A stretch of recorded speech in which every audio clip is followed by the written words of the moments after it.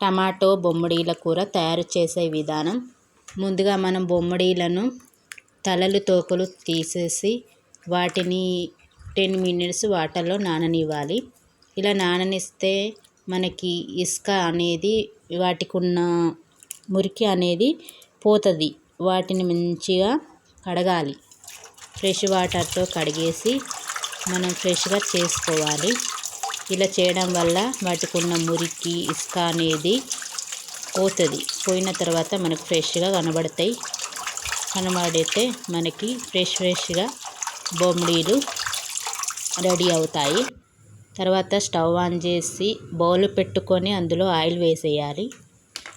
తర్వాత పచ్చిమిర్చి ఉల్లిగడ్డలు వేసుకోవాలి. వేసుకున్న తర్వాత ఆయిల్లో దూరగా వేయించుకోవాలి.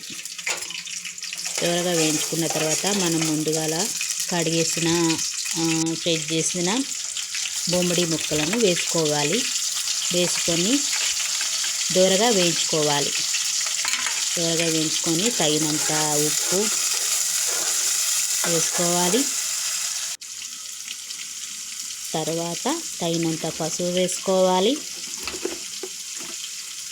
తర్వాత టమాటా గ్రేవీ వేసుకోవాలి.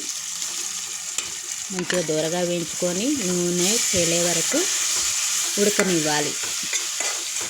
తర్వాత కొంచెం కారం వేసుకోవాలి.